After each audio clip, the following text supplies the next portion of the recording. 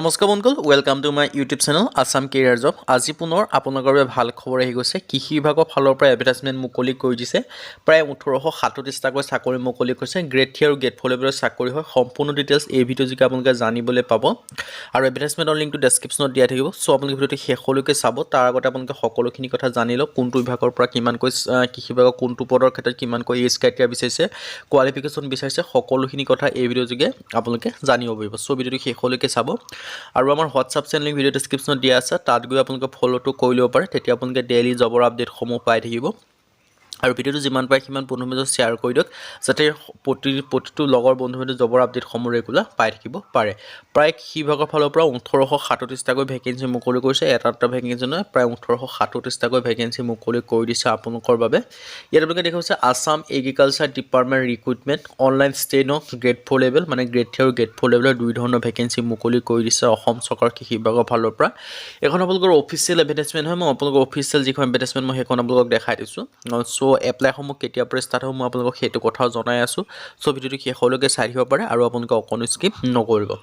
ইয়াত যিটো Assam agriculture department আছে তাৰ ফালৰ পৰা ভেকেঞ্চিখিনি আহিছে। অসম যিটো কৃষি বিভাগ আছে তাৰ পৰা ভেকেঞ্চিখিনি মুকলি কৰি দিছে। চ' আপোনালোকৰ এটা সুযোগ আহিলে, এটা অপৰচুনিটি আহিলে, সুযোগ আৰু অপৰচুনিটি আপোনালোকে নেহেৰুৱাব। আৰু এই ভেকেঞ্চিখিনিৰ ক্ষেত্ৰত যিটো গ্ৰেড 3 আৰু গ্ৰেড 4 লেভেলৰ ভেকেঞ্চি হয়, আৰু ইয়াত আপোনালোকে দেখা পাইছে 1837টা ভেকেঞ্চি আছে। ইলেক্ট্ৰিচিয়ান, মেকানিক আৰু এনেদৰে আপোনালোকে গ্ৰেড 3 আৰু গ্ৰেড 4 লেভেলৰ আছে। এছিষ্টেণ্ট আৰু গ্ৰেড 4ৰ ক্ষেত্ৰত পিয়ন, চকীদাৰ এনেকুৱা ধৰণৰ ভেকেঞ্চিসমূহ আছে আপোনালোকে দেখিব পাৰিছে। পে স্কেলসমূহ 14,000 পৰা 60,500 টকা পৰ্যন্ত লাভ কৰিব। কোৱালিফিকেশ্যন 8 পাছ, 10 পাছ, 12 পাছ, ডিগ্ৰী পাছ সকলোৱে আবেদনসমূহ কৰিব পাৰিব। এজ লিমিট আছে 18 পৰা 40 বছৰ পৰ্যন্ত। আৰু এপ্লিকেশ্যন ফিছৰ ক্ষেত্ৰত কোনো এপ্লিকেশ্যন ফিজ দিয়াৰ প্ৰয়োজন নাই। চিলেকশ্যনটো হ'ব ৰিটেন টেষ্ট, এইকেইটাৰ জৰিয়তে আপোনালোকৰ চিলেকশ্যনসমূহ কৰা হ'ব।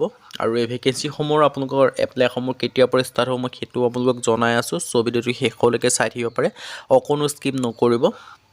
আৰু আপোনালোকৰ এটা সুযোগ আহিছে, এই সুযোগটো আপোনালোকে মিছ নকৰিব। এজ লিমিটটো মই জনাইছোঁ 18 পৰা 40 বছৰ। লগতে আপোনালোকে এজ যিটো ৰিলেক্সেশ্যনৰ সেইটো লাভ কৰিব।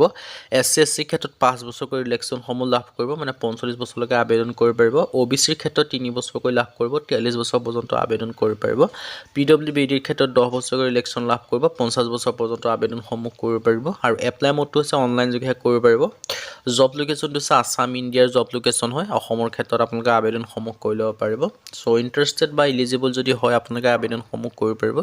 আৰু মই আপোনালোকৰ ইয়াৰ যিটো কোৱালিফিকেশ্যনটো জনাই দিছোঁ, গ্ৰেড 4 ক্ষেত্ৰত 8 পাছৰ পৰা আবেদন কৰিব পাৰিব। আৰু গ্ৰেড 3 ক্ষেত্ৰত 12 পাছ আৰু গ্ৰেজুৱেশ্যন কেন্দ্ৰে আবেদনসমূহ কৰি ল'ব পাৰিব।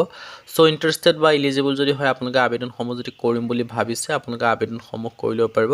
আছাম এগ্ৰিকালচাৰ ডিপাৰ্টমেণ্টৰ ৰিক্ৰুইটমেণ্ট হয়। চ' এখন আপোনালোকৰ শ্বৰ্ট নটিফিকেশ্যনখন প্ৰকাশ কৰিছে, ফুল নটিফিকেশ্যনটো অহা নাই। ফুল নটিফিকেশ্যনটো আপোনালোকৰ মে' মাহত আহি যাব আৰু এপ্লাইসমূহ জুন মাহৰ মানৰ পৰা আপোনালোকৰ এপ্লাইসমূহ ষ্টাৰ্ট হৈ যাব। চ' ইণ্টাৰেষ্টেড বা ইলিজিবল যদি হয় আপোনালোকে যে আবেদনসমূহ কৰিম বুলি ভাবিছে আপোনালোকে আবেদনসমূহ কৰি ল'ব পাৰিব। আপোনালোকৰ এটা বৃহৎ অপৰচুনিটি সুযোগ আহিছে। চ' ভিডিঅ'টো শেষলৈকে চাব। আৰু যদি ভিডিঅ'টো ভাল পাইছে ভিডিঅ'টো লাইক কৰি পেলাই লগতে চেনেলটো ছাবস্ক্ৰাইব কৰি দিব পাৰে। আৰু যিখিনি এগ্ৰিকালচাৰ ডিপাৰ্টমেণ্টৰ ভেকেঞ্চি হয় এই ভেকেঞ্চিখিনি আপোনালোকৰ এপ্লাইসমূহ মই আকৌ এবাৰ জনাই দিছোঁ। এপ্লাইসমূহ আপোনালোকৰ মে' জুন মাহৰ পৰাহে অনুষ্ঠিত হ'ব, কিন্তু এখন শ্বৰ্ট নটিফিকেশ্যনে মই আপোনালোকক জনাই দিছোঁ।